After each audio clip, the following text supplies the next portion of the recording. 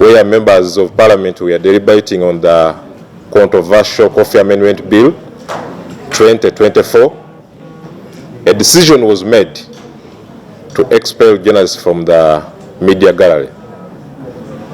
As leaders of the Uganda Parliamentary Press Association, we think this is uncalled for.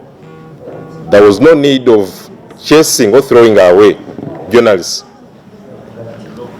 and then confine them in the members' lawn, in the conference hall. As the leaders of UPPA, we are not engaged at all, and I want to inform you, and we think as leaders they would have engaged us before such a harsh decision is taken, and we condemn the decision that was taken to throw away the journalists.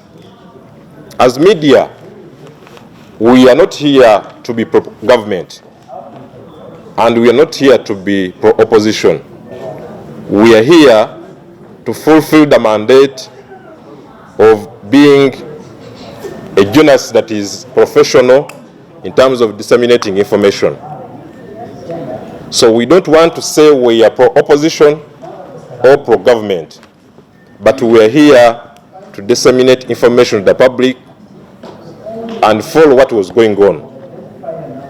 So I decided to call for the meeting of members of the Uganda Parliamentary Press Association, and some resolutions have been made. One, we have agreed that we need to engage the leadership of Parliament to see that such incidences don't occur again. Two, we have agreed that starting now, we shall not cover the proceedings of Parliament, neither the proceedings of the opposition or government activities in Parliament, until when the leadership of the Uganda Parliamentary Press Association engages the leadership of Parliament and have a common consensus and give an assurance on the safety of journalists in this Parliament.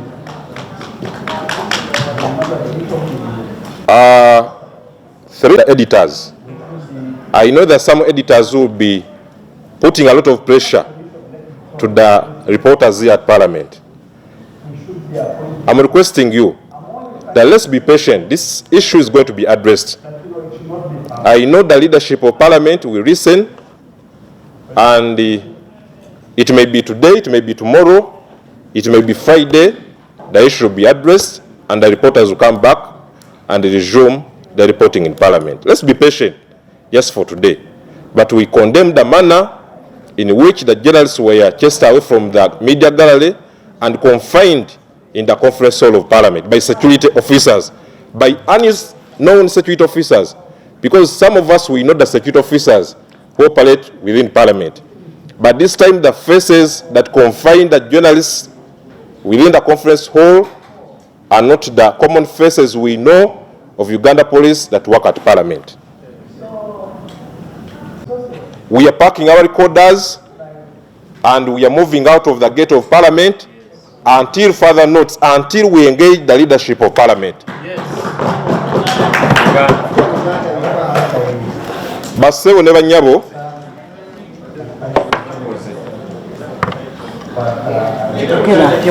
Bassebo ne banyabo njagala okutwala omukisa guno kubeebaza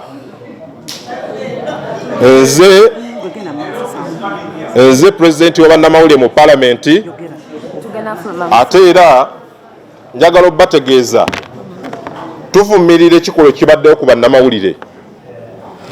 Tulabye bannamawulire olwaleero nga bagobebwa mu lutuula lwa Palamenti.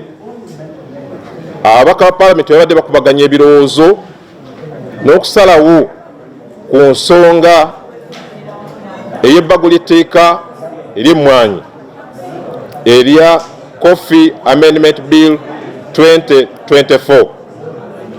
Bassebo ne bannyabo, ffe nga abakulembera bannamawulire ku Palamenti, obukulembeze bwa Palamenti tebututuukiridde oba okututuukirira nga bagenda okusalawo okugoba bannamawulire. Nze ndowooza nti bandisoose kutwengeejinga ng'abakulembeze b'amawulire ku Parliament ne tulaba ensonga eyo tugikutte tutya, kubanga ba editors singa babeerawo ebifaananyi ebitali birungi, ba editors babeera n'obuvunaanyizibwa okusunsula ebifaananyi ebyo ogamba nti kino kiveemu, kino kye tuba tupublishinga. So n'olw'ensonga eyo bassebo ne bannyabo, mpisa olukiiko olw'amangu olwa bannamawulire bonna abasakagga Palamenti, era ne tusalawo ensonga 3 mu kukkaanya.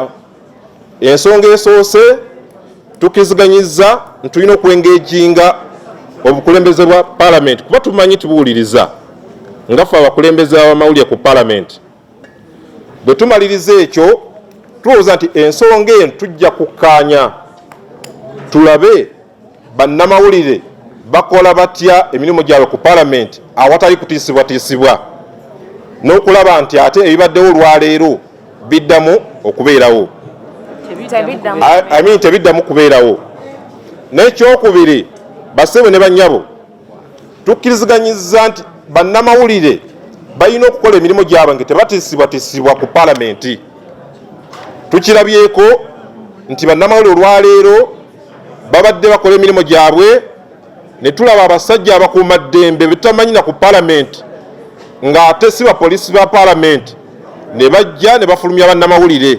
Ekyo tukivumirira, era nga UPPA era nga pulezidenti wa bannamawulire nkivumirira, era nsaba Speaker wa Palamenti n'obukulembeze bwa Palamenti bonna tetuddamu kulaba bikolwa ng'ebyo. Ekisembayo bassebo ne bannyabo, tukkiriziganyizza nga bannamawulire nti katwongere okuteesa n'obukulembeze bwa Palamenti, naye okuva kati n'okweyongerayo ffe nga bannamawulire tetuwagira gavumenti ate tetuwagira opposition. Ffe omulimu gwaffe kubeerawo kutuusa mawulire ku bantu baffe nga bwe gaba gabaddewo. So tetulina musango gwonna gwe tuzizza kutwala kamera zaffe mu chambers okulaga bannayuganda ebigenda mu maaso. So okuva kati tuyimirizza okukavalinga entuula za Palamenti.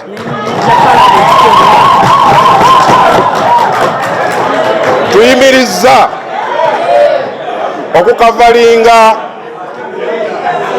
komiti zonna eza Palamenti, oba komiti za opposition ziri chaired by opposition, oba komiti ziri chaired by NRM, tetugenda kuziddamu zikavalinga. Oba press conference oba kyonna ekigenda mu maaso okutuusa ng'obukulembeze bwa Palamenti businkanye bannamawulire n'abakulembeze b'amawulire abasakagga Palamenti, tukkaanye security yaffe eri etya. Kuba kyewuunyisa omuntu okwambala ng'ate tayambadde uniform najja n'afulumya bannamawulire mu chambers n'awamba kamera za bannamawulire ate n'akwata bannamawulire n'abateeka mu conference hall n'abaggalira. Ekyo tetugenda kikkiriza mu bukulembeze bwange Uganda. So kambasabe bassebo ne bannyabo tupakinge kamera zaffe, tupakinge recorder zaffe, tupakinge notebook zaffe, tugende okutuusa nga batuyise. Bwaba natwetaaga bajja tuyita. Mwebale nnyo.